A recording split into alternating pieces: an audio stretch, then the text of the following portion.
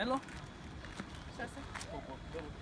Nilikuwa nasema aje, leo account yangu imefanya kazi sana na sister yangu anataka simu iPhone 17. So nataka uniwekee 100k alafu nitakupea nikikuja hapo kwa shop yako. Nataka nimbaie. So weka tu saa hii. Usike 150, weka tu 100k alafu nitakusort nikikam. Nataka hiyo simu na saa hii account yangu imekataa kufanya kazi, nitakupatia nikikam. Sawa. Sasa nitashukuru bro. Harakisha. Pole. Ukoje?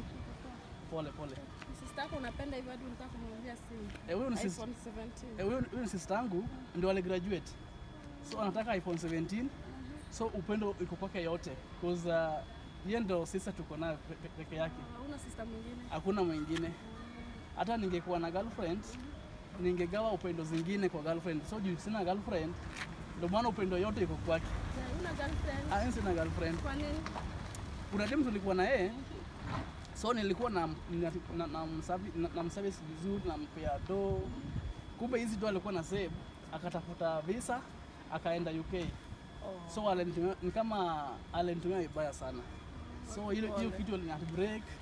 Sasa niko na 1 year bila girlfriend. Ndo najaribu kuheal. Niko na 1 year uko aje lakini poa. Hata wewe ndo ulikuwa nagoja hapa. Mimi nilikuwa nangoja. Nilikuwa ukienda hivi. So I decided to wait for you at least to tell you what is in my mind.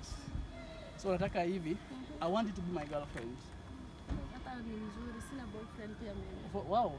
Sina boyfriend. Na vile ni mrembo hivi. Imagine sina. Hauna? For how long umekuwa single? 2 years.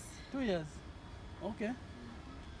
So nipe number at least tutaongea baadaye. I don't want to consume your time. Si ndio? Sasa weka tu hapa alafu tutaongea baadaye. Unakaa hapa ndani si ndio? Nakuonanga. Mimi nakaa pale. Hii iko sawa? Ni save nani? Save Masi. Masi.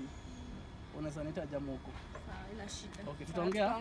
Take care of yourself. You too. You're so beautiful.